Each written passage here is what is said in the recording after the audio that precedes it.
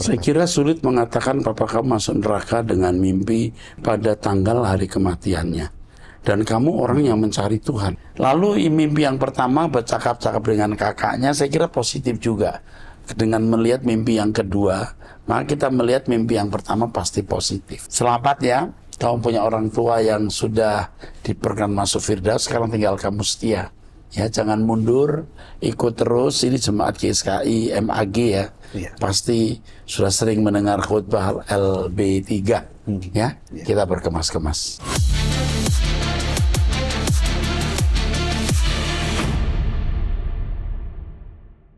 Salam saudara, kita kembali mengikuti Abam. Ini masuk episode 1173.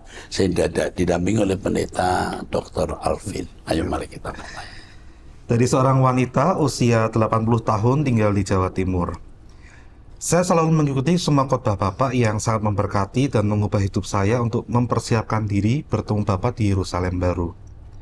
Pak Eras, saya selalu mengikuti lagu-lagu Bapak, terutama lagu baru yang berjudul Buatku Tinggal di Dalammu. Apakah saya bisa minta chordnya, Pak? Oh tentu, buatku tinggal di dalammu. Selalu ada di dalammu. Oh itu, buatku tinggal di dalammu, selalu ada di dalammu, Bapa. Iya itu yang refnya.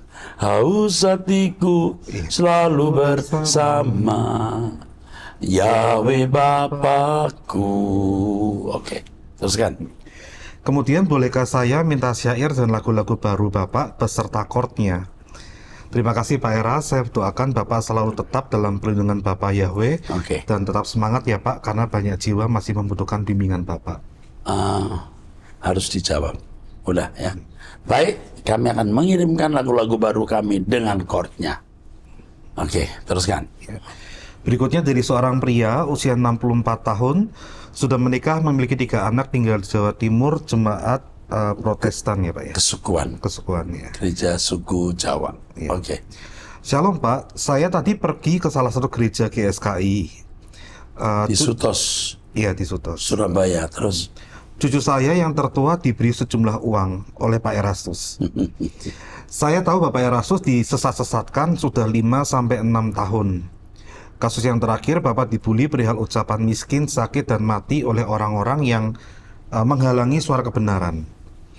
Sejujurnya, majelis gereja saya pun berkata bahwa Pak Erastus adalah pendeta yang sesat. Awal Agustus, tumor saya bertumbuh 1,7 cm. Di bulan Januari atau paling lambat bulan Februari, saya mau di-scan MRI. Seandainya tumor saya membesar lagi, saya harus treatment laser atau kemoterapi. Mohon minta bantuan doanya Pak. Pertanyaan saya Pak, ungkapan langit baru bumi baru itu berasal dari pasal dan ayat berapa ya? Salam hormat saya untuk Bapak dan keluarga, juga buat tim Abam. Itu di kitab Wahyu ya. Yeah. Di kitab Wahyu ada beberapa ya. Wahyu pasal 21 nggak salah ya. Yeah. Wahyu 21 ayat 1. Oke. Ini gereja asal pria ini saya kenal sekali ya. Bapak ini ya, menyesatkan orang, apa ya dasarnya ya? Itu hoax itu yang mengatakan Yesus bukan juru selamat atau apa itu. Yeah. Bisa loh ya, cuman mendengar satu kalimat dari itu lalu percaya. Kalau dia punya Roh Kudus, pasti dia tahu yang sesat dan yang tidak sesat. Oke. Yeah. Berikutnya dari seorang pria usia 56 tahun, sudah menikah, memiliki 2 anak, tinggal di Jawa Timur, jemaat GSKI. Shalom Bapak Pendeta Erastus Sabdono, saya mau bertanya. Teman saya adalah pengikut setia ajaran Pak Eras. Hari-harinya diisi dengan khotbah dan ibadah Bapak. Dia tidak pernah absen. Tapi karena perihal 1 lembar uang, damai sejahtera kami hilang. Dia mengatai saya, matamu buta, kamu masuk neraka, kamu maling. Setelah saya menjelaskan, baru dia minta maaf karena ternyata ada miscommunication. Tapi dia telah menggores hati saya. Apa yang harus saya lakukan, Pak? Terima kasih banyak untuk jawaban Bapak. Ada saatnya orang lengah. Dia boleh setia mendengar suara kebenaran. Bahkan saya. Tapi dalam kondisi emosi tertentu, itu bisa lengah, bisa kecolongan. Petrus pun kecolongan kan, ketika mencegah Yesus ke Yerusalem. Yesus berkata, "Enyah iblis." Jadi bukan tidak mungkin temanmu itu sedang kecolongan. Ya, jadi kamu jangan bereaksi negatif seperti ini. Beri kesempatan dia berubah. Syukur dia bisa minta maaf. Ya, sampaikan apa yang saya sampaikan ini. Saya udah tanya Pak Era, jawabannya kamu lagi kecolongan. Ya, bisa begitu loh orang itu. Bahkan saya, bahkan kita, dalam kondisi tertentu bisa, sangat bisa. Makanya orang harus berjaga-jaga. Ya, ini kalau sampai kita melakukan hal seperti ini, kita duka cita sekali, karena menjadi batu sandungan, ya, jadi batu sandungan. Oke, terus. Berikutnya dari seorang pria usia 20 tahun tinggal di Jakarta, sedang mencari gereja. Shalom Bapak Erastus yang saya hormati, saya banyak mendengar firman dan kebenaran yang Bapak firmankan ke kami. Saya mengucap syukur karena bisa mendapatkan kesempatan untuk mengenal Bapak. Saya ingin bertanya, namun mungkin pertanyaannya sedikit polos. Untuk itu saya meminta maaf sebelumnya. Bagaimana cara anak-anak Adam dan Hawa mempunyai keturunan? Mohon maaf, apakah mereka saling menikahi saudara kandungnya sendiri? Karena seperti yang saya tahu di Alkitab tertulis pernikahan sesama saudara tidak boleh. Ya, pernikahan sama saudara tidak boleh setelah ada Taurat. Setelah ada Taurat, incest namanya. Incest itu dilarang. Tapi perlu kamu ketahui bahwa umur Adam itu di atas 900. Umur orang, ya, umur orang 70 tahun, 45-50 sudah menopause, itu bisa punya anak 20. Dulu orang tua sampai 20 anak. Apalagi kalau sampai 900 belum menopause. Itu anak bisa berapa ratus. Memang perkawinan incest tentunya. Ya. Oke, teruskan. Pertanyaan kedua saya, apakah Adam dan Hawa mempunyai pusar karena mereka langsung dibuat oleh Allah sendiri? Ya, ini yang saya tidak tahu ini. Ya. Tapi menurut saya kemungkinan ada. Karena Adam dan Hawa itu diciptakan dari zigot. Tidak mungkin langsung 17 tahun belum nggak bisa ngomong. Bego, ya. Tentu dari bayi gede-gede ini pasti ada pusar untuk makanan. Bagaimana? Ya kita tidak tahu. Teknologi Tuhan kan sempurna. Jadi kalau ditanya, saya tidak tahu, tapi kemungkinan ada. Mengingat Adam yang saya pahami diciptakan tidak langsung sebesar anak umur 17 tahun, lalu bego, nggak bisa ngomong. Dari kecil beri kesadaran. Nah, makanya baiklah kita menciptakan itu malaikat-malaikat itu. Malaikat-malaikat ikut merawat. Iya, malaikat-malaikat ikut merawat. Ada yang gendong-gendong, ada yang kasih minum. Baiklah kita menciptakan. Itu bukan tidak mungkin malaikat ikut, ya. Ikut itu ya. Ayo sini, ajak main-main.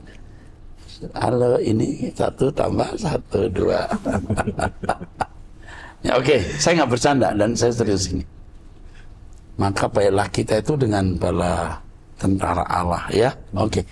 Teruskan. Terima kasih untuk kesempatan waktunya. Saya berdoa supaya Pak Erastus dan tim Abam sehat selalu dan bisa memberkati orang-orang di sekitarnya. Amin. Amin. Selanjutnya dari seorang wanita usia 19 tahun tinggal di Sumatera Utara, jemaat GSKI online. Iya. Shalom Pak, saya mau bertanya, sebenarnya ada apa dengan diri saya yang sedikit-sedikit risih melihat orang, bahkan bisa sampai benci? Ya, kamu belum dewasa, nak. Kamu belum dewasa karena umur 19 tahun. Selain belum dewasa, kamu juga punya gen dari orang tua yang punya kecenderungan berkarakter ini. Yang ketiga, ya kemungkinan kau punya pengalaman masa lalu yang memicu keadaan kamu yang mudah risih melihat orang dan bisa benci.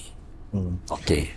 Ini mempengaruhi suasana hati saya, Pak. Ya. Saya mau sendiri dan tidak bertemu dengan orang, dan akhirnya saya berdiam diri di atas kasur lalu gulung-gulung tidak karuan.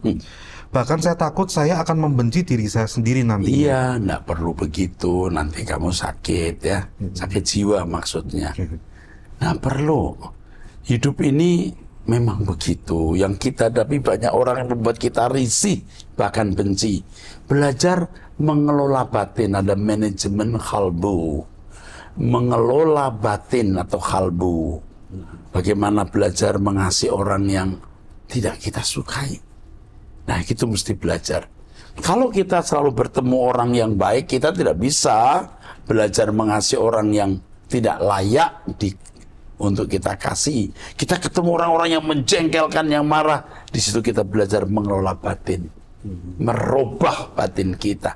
Yang berkarakter buruk, bergen buruk, menjadi bergen baik. Roh Kudus akan menolong kamu. Gen kamu akan diubahkan. Oke. Kalau dipikirkan berulang-ulang, tidak ada masa lalu saya yang membuat saya trauma dan apapun. Semuanya mulus, Pak. Iya, tapi gen dari orang tua kan tidak mulus. Oke, terus. Dulu saya tidak menyadari ini salah dan menganggap sebuah kewajaran saja. Nah, ini bagus kalau kamu sadar ini salah. Kalau orang sadar kesalahannya itu mudah diobati, kecuali tidak tahu kalau dia tidak tahu. Dia merasa diri sehat pada sakit. Kamu bagus, kamu baik, menyadari kesalahan sehingga kamu bisa diobati. Oke. Namun seiring saya mendengar khotbah Bapak tanpa bolong, bahkan doa pagi pun saya ikuti, saya menjadi sadar. Puji Tuhan, usia 19 tahun 19 tahun. memiliki kesadaran seperti ini. Bagus sayang. Terus. Menjadi sadar bahwa ini tidak benar. Ya. Namun saya bingung, Pak, mengapa perasaan itu selalu ada dalam diri saya? Iya, Kenapa itu ya, Pak? sudah menyatu. Jadi kamu harus belajar menyangkal diri. Ikut terus doa pagi, ikut dengar khotbah Om Eras terus. Nanti kamu akan berubah. Iya. Terus. Saya capek dengan pikiran saya tentang orang dan tiba-tiba tidak mood. Ini membuat Roh Kudus tidak nyaman dengan hidup saya. Oh, kamu tahu kan, Roh Kudus tidak nyaman. Iya. Buatlah nyaman dengan mengampuni orang, menerima orang sebagaimana adanya. Saya juga mengalami yang kamu alami, walaupun tidak sama kasusnya. Pasti orang-orang yang mengikuti Yesus mengalami hal serupa ini, hanya kasusnya beda-beda. Tapi harus dijalani, harus ada penyangkalan diri, harus ada usaha mematikan kodrat dosa dan perasaan-perasaan negatif. Saya sadari ini, Pak, tapi saya selalu refleks membenci. Mohon pencerahannya, Pak, saya mau Ya, hidup kudus. itu refleks dosa namanya. Refleks tersinggung, refleks benci, refleks genit, refleks tidak jujur, refleks sombong. Nah, itu perjuangan. Selamat berjuang, sayang. Nanti Om Eras dampingi kamu terus ya. Lewat doa pagi, lewat khotbah, ikuti Om Eras terus. Mantap. Oke. Selanjutnya dari seorang wanita sudah menikah, memiliki 2 anak, tinggal di Sulawesi Utara, jemaat GSKI online. Ya, usianya tidak ada ya. Sia tidak ada, Pak. Oke. Ya. Shalom Bapak Gembala dan tim Abam, kami di Manado sangat rindu dengan Bapak. Mengapa sudah bertahun-tahun Bapak tidak pernah mengunjungi kami lagi? Kami maklum kalau Bapak sangat sibuk akhir-akhir ini, tapi sekiranya bisa, kami berharap Bapak bisa meluangkan waktu untuk anak-anak Bapak di Manado. Saya ada usul, Pak, bagaimana kalau diadakan Bible Camp untuk anak muda dan remaja selama 2-3 hari di Manado pada saat libur panjang di bulan Desember atau Juni. Iya, dulu kami malah merencanakan ini. Iya, malah ada orang yang meminjami tempat retreat. Tapi tolong ini nanti diingatkan ke Stephen. Bilang bahwa kita adakan retreat di Manado. Kita di Manado juga ada cabang-cabang, kita juga buka sekolah. Ya? Saya kira bagus. Terus. Saya mengusulkan ini agar anak-anak muda remaja kami dapat diberikan bekal spirit dan passion untuk hidup dalam kekudusan dan kesucian. Agar mereka tahu bagaimana mempertahankan iman, tidak mudah goyah atau jatuh dalam dosa, dan juga menjadi percintaan dunia sehingga mereka hidup sempurna seperti Tuhan Yesus. Mengingat dunia semakin jahat dan saya ada sedikit khawatir dengan landasan atau dasar iman mereka.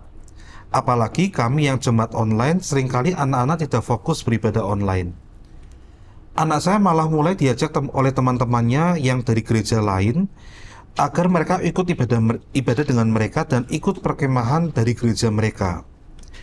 Apakah boleh anak-anak kami ikut perkemahan Alkitab dari gereja lain itu, Pak? Satu lagi, Pak, kalau bisa dalam Bible Camp itu ada pembaptisan yang dilaksanakan oleh Pak Era sendiri, agar anak-anak kami langsung dibaptis oleh gembala senior sendiri. Mohon maaf ya Pak jika usul saya tidak bermanfaat. Sekian usul dan pertanyaan Enggak, saya. ini bagus sekali. Bagus sekali. Coba nanti dihubungi ya, supaya dapat kejelasan usulnya dia bagaimana ini. Jadi ini kalau pertanyaan apakah anaknya boleh ikut retreat gereja lain, saya kira tidak ada salahnya ikut ya. Tapi kami akan serius memikirkan, mengingat Manado ini kan basis Kristen. Iya. Harus diperkuat basis Kristen. Jangan tidak jadi mayoritas lagi karena orang-orang Kristennya abai ya. Iya. Oke, terima kasih. Bisa dihubungi ya. Saya sampaikan ke Pastor Stephen untuk ditindaklanjuti usul ini. Oke. Selanjutnya dari seorang wanita sudah menikah, tinggal di Sumatera Utara, jemaat Katolik. Ya. Shalom Bapak Pendeta Erastus. Sejak saya menikah, saya masuk ke Katolik. Sebelumnya saya Protestan. Saat saya masih Protestan, saya sudah naik CD dan saya mendapatkan ayat CD saya yaitu Wahyu pasal 2 ayat ke-10. Jangan takut terhadap apa yang harus engkau derita. Sesungguhnya iblis akan melemparkan beberapa orang dari antaramu ke dalam penjara supaya kamu dicobai dan kamu akan beroleh kesusahan selama 10 hari. Hendaklah engkau setia sampai mati dan aku akan mengaruniakan kepadamu mahkota kehidupan. Pak, apa sebenarnya arti ayat ini terhadap hidup saya? Sebab saya merasa ayat ini sedikit berat maknanya. Terima kasih banyak ya Pak atas jawabannya. Semoga Bapak selalu sehat dan semangat melayani Tuhan. Amin. Oke.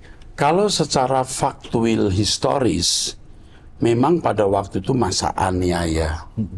Jadi jemaat ini benar-benar masuk penjara secara fisik, ya, mengalami kesusahan 10 hari untuk menunjukkan kesetiaan mereka kepada Tuhan, dan iblis yang melakukan itu dengan kekuatan Kekaisaran Roma. Ya.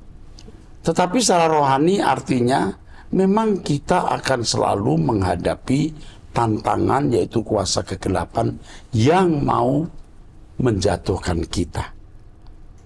Jadi bukan tidak mungkin kamu memang ditarget oleh kuasa kegelapan supaya kamu jatuh. Tetapi iblis tidak mentarget orang sembarangan. Biasanya yang ditarget adalah orang-orang istimewa Tuhan. Berarti bukan tidak mungkin kamu orang istimewa Tuhan. Berjaga-jagalah. Jangan takut, kau pasti menang. Ya, oke? Berjaga-jagalah. Ikut doa pagi bersama saya. Dengarkan terus truth.id, kamu akan mendapatkan kekuatan. Ikut doa puasa pada waktu puasa. Oke. Ya. Oke, puji Tuhan. Berikutnya dari seorang pria usia 56 tahun, sudah menikah, memiliki satu anak, tinggal di Ambon, gereja Protestan. Ya. Shalom Pak Eras dan tim Abam yang saya kasihi dalam Tuhan Yesus.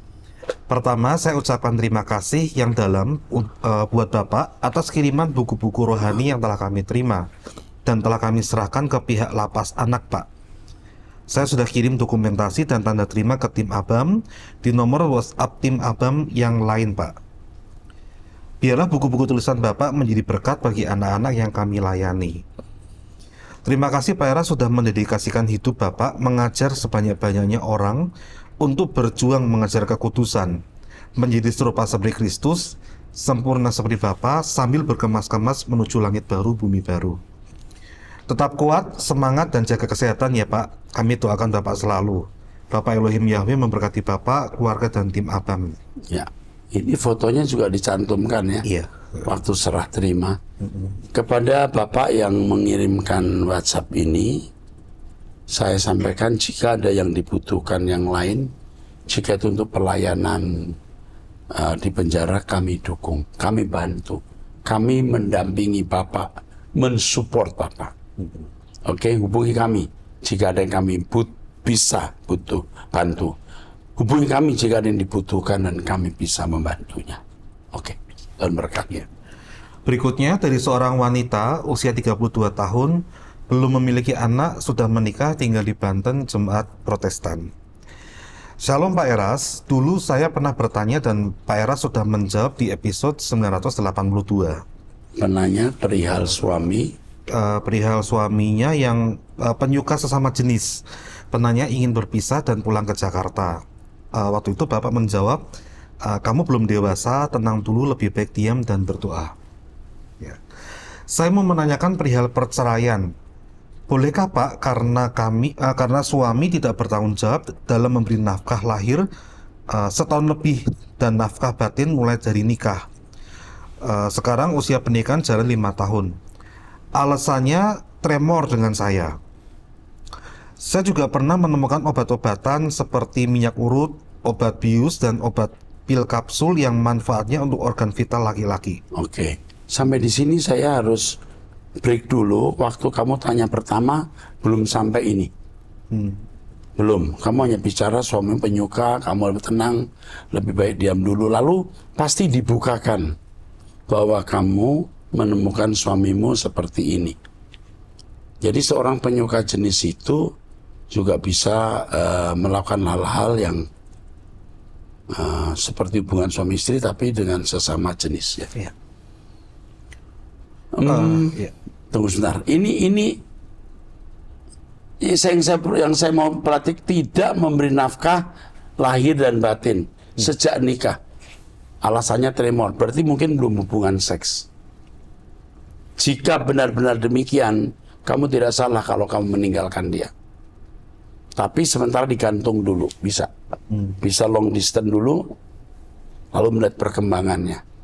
Sebab saya khawatir dia mau menikah dengan kamu hanya mau punya status. Iya. Itu jahat. Jika benar-benar demikian, kamu harus berhenti menikah dengan dia. Yang saya pahami, kamu berhenti menikah dengan dia, kau bisa menikah lagi. Karena kamu adalah orang yang menjadi korban. Dia bukan mau menikah. Dia hanya mau mencari status untuk bisa memuaskan hasrat seksnya dengan aman. Oke? Tapi ini tolong dihubungi dengan konselor kita. Jangan sampai kita salah ambil keputusan. Ya. Kalau saya memberikan dia rekomendasi untuk cerai, itu nggak main-main. Cerai itu hal yang paling pantang. Tapi dengan kondisi ini bisa dimengerti karena saya sudah menghadapi kasus yang sama.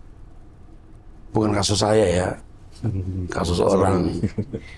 Jadi dia menikahnya mencari status dan tidak pernah menyentuh istri sampai gadis. Masih gadis sudah nikah berapa tahun? Waduh. Ya, oke, teruskan. Ya. Dia menyuruh saya balik ke Jakarta dengan alasan LDM atau long distance marriage untuk saling introspeksi. Saya ikuti maunya dengan kesepakatan bersama. Sekarang saya sudah di Jakarta, tetapi dia tidak bertanggung jawab dalam hal membiayai kebutuhan saya, sehingga saya seperti tidak jelas dengan ikatan status yang menggantung. Saya berjuang sendiri mencari pekerjaan dan kontrakan. Kasihan. Puji Tuhan, saya dapat pekerjaan dan tempat tinggal. Saya juga sudah sampaikan ke mertua, tapi mertua tidak ada sikap untuk bertindak. Ya, pasti mertua membela anaknya kadang-kadang ya. Kalau mertua tidak punya belas kasihan terhadap orang. Terus? Saya malah mendapatkan pembiaran yang tidak jelas dan dibuat menggantung. Demi kejelasan hidup saya, akhirnya saya memutuskan untuk minta cerai dan mengurus sendiri prosesnya. Karena saya sudah tidak kuat Pak menjalani rumah tangga yang tidak ada arah tujuan yang pasti. Apakah keputusan yang saya ambil ini baik untuk kedepannya buat saya, Pak? Saya tidak melarang juga tidak mengizinkan. Harus kita lihat, kita kirim seorang konselor dan sekaligus penasihat hukum, ya, untuk membantu wanita ini. Kasihan. Nah, itulah gunanya Abam, membela orang lemah dan orang yang tidak berdaya. Dan pasti kita akan diberkati Tuhan, ya. Teruskan. Ya. Berikutnya dari seorang wanita usia 46 tahun, sudah menikah, memiliki satu anak, tinggal di Jakarta, jemaat GSKI. Shalom Pak Erastus, saya mau bertanya. Saya mimpi 2 kali sejak papa saya dipanggil Tuhan. Yang pertama, saya mendengar suara papa saya dan kakak saya yang sudah meninggal juga. Mereka bercakap-cakap dalam bahasa yang saya tidak mengerti. Tapi saya tahu mereka sedang mengobrol dengan asik. Saya tidak bisa melihat wujud mereka, melainkan hanya suaranya saja. Mimpi yang kedua tepat di tanggal papa saya meninggal, saya mimpi melihat papa saya dalam barisan orang-orang. Semua berbaris menuju sebuah pintu. Di situ papa saya jalan dengan gagah tanpa sakit lagi dan memakai baju putih. Papa berjalan dengan kepala yang tegak menatap ke depan. Lalu setelah mau memasuki pintu itu, papa menoleh ke saya dan tersenyum lebar. Wajahnya sangat bahagia, lalu masuk ke dalam pintu itu dan saya terbangun. Apa maksud kedua mimpi itu ya, Pak? Apa benar pikiran saya bahwa papa saya sudah masuk Firdaus? Terima kasih, Tuhan memberkati. Saya kira sulit mengatakan papa kamu masuk neraka dengan mimpi pada tanggal hari kematiannya. Dan kamu orang yang mencari Tuhan. Masalahnya kamu itu orang yang mencari Tuhan. Tuhan memberi kamu penghiburan, yaitu papa kamu masuk Firdaus. Ini jadi mengingatkan saya dengan mimpi seorang cleaning service yang sering saya kasih uang agak banyakan. Dan dia sering ikut melihat saya khutbah karena ada kaca yang bisa dilihat dari tempat cleaning service ini. Dia melihat saya berbaris menuju tempat yang terang gitu. Sedang dia di tempat yang gelap. Nah, waktu dia panggil-panggil saya noleh lihat dia, saya berkata, aku udah kasih tahu kamu itu. Dia cerita kepada pengurus, saya mimpi begini loh, Pak Eras bilang sama saya, aku udah kasih tahu kamu. Ini jadi ingat saya mimpi ini. Oke. Kalau bahasa Inggris I told gitu ya. I told. Aku udah beritahu gitu. Oke. Lalu mimpi yang pertama bercakap-cakap dengan kakaknya, saya kira positif juga. Dengan melihat mimpi yang kedua, maka kita melihat mimpi yang pertama pasti positif. Ya. Selamat ya. Kamu punya orang tua yang sudah diperkenankan masuk Firdaus, sekarang tinggal kamu setia. Ya, jangan mundur, ikut terus. Ini jemaat GSKI MAG ya. Pasti sudah sering mendengar khutbah LB3 ya. Kita berkemas-kemas. Oke. Selanjutnya dari seorang pria usia 17 tahun. Shalom Pak. Terus. Iya, saya seorang siswa yang belajar IT atau Information Technology. Sebenarnya saya dapat mengenal jurusan IT yang merupakan pilihan saya karena saya belajar sendiri melalui internet. Sebelumnya saya adalah seorang yang semangat belajar dan memiliki banyak waktu untuk Tuhan di saat saya masih berada di SMP. Lalu saya memilih untuk masuk ke sekolah SMK berjurusan IT. Namun saya mengalami penurunan iman kepada Tuhan dan tidak merasa dekat bersama Tuhan seperti waktu di sekolah SMP. Sekolah ini merupakan sekolah umum, jadi saya memiliki pertemanan yang tidak sebaik sebelumnya. Saya melihat banyak sekali permasalahan di sekolah ini, seperti murid-murid yang tidak menghormati guru. Lalu juga ada guru keamanan yang sering marah jika siswa membawa fasilitas dari rumah, seperti stop kontak untuk berbagi listrik. Bahkan saat di sesi Rokris atau Rohani Kristen, ada siswa yang menaruh persembahan berupa struk belanja. Saya merasa lingkungan sekolah saya seperti tidak taat dan sungguh-sungguh kepada Tuhan. Saya tidak merasa bahagia di sekolah ini. Saya juga belakangan ini mengetahui bahwa teman saya ada yang tidak suka dengan saya. Saat dia ngobrol dengan saya, ada perkataan-perkataannya yang tidak menyukai saya, dan saya hanya diam. Oh iya, keren. Diam. 3D ya. Ini jurus kita ya. Diam. Terus banyak hal yang saya rasakan seperti perkataan dan pergaulan teman Kristen yang ikut berkata kasar, guru-guru keamanan yang membuat siswanya tidak nyaman dalam perlakuan atau bicaranya.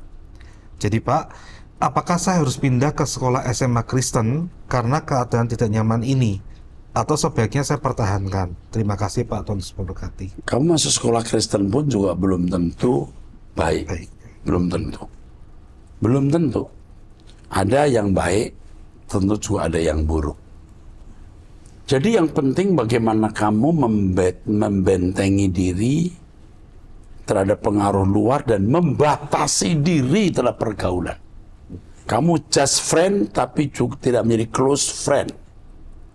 Just friend but not close friend. Ya, jadi kamu jadi teman, tapi bukan teman dekat, dan kamu tetap harus aktif ke gereja, ya, dan tidak usah ikut kegiatan yang tidak perlu, yang tidak ada kaitannya dengan pelajaran sekolah, tidak perlu. Tetaplah di situ, nak, ya, kan kamu cuman berapa tahun lagi nih, ya kan, tinggal setahun 2 tahun kali ya. Iya, mungkin Pak. Ya, Jadi tinggal setahun 2 tahun ini. Oke, saya kira itu saja, ya. Terakhir yuk. Iya.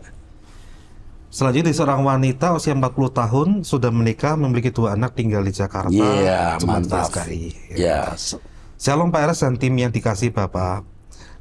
Pak, sebelumnya terima kasih untuk doanya. Waktu itu saya di WhatsApp tim Abam menanyakan nama mami saya untuk didoakan Bapak di ibadah tengah minggu. Puji Tuhan, mami saya bisa melewati proses pengobatan dengan baik dan sudah bersih dari kanker. Bersyukur juga karena terbantu dengan adanya BPJS. puji Tuhan. Ya. Terus, Pak, selama saya menemani mami saya di rumah sakit, setiap hari saya merasakan berbeda dari orang orang yang biasanya bosan, capek dan mengeluh jika ke rumah sakit. Tetapi Saya berbeda, Pak. Saya melihat keindahan di dalamnya. Saya melihat pelayanan selain di tempat ibadah, tempat kerja, atau pendidikan. Paling terasa justru ketika kita yang tidak sakit menemani yang sakit dan melihat orang-orang sakit di sekeliling kita. Di situ perlu kekuatan dan hati sukacita yang dalam menemani, Pak. ya, Supaya orang yang kita temani juga tidak merasa terbeban. Kita aja bercanda dan sharing. Selama di rumah sakit, saya banyak dapat sharing dari pasien-pasien lainnya. Mereka bisa curhat banyak ke saya atau mami saya. Kami tidak merasa terbeban, tapi sukacita karena mereka mau berbagi cerita dengan saya. Saya hanya mendengarkan cerita mereka.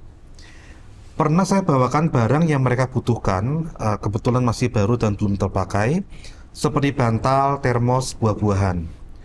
Rasanya sukacita bisa bantu walaupun tidak seberapa. tapi itu berarti sekali lah. Iya.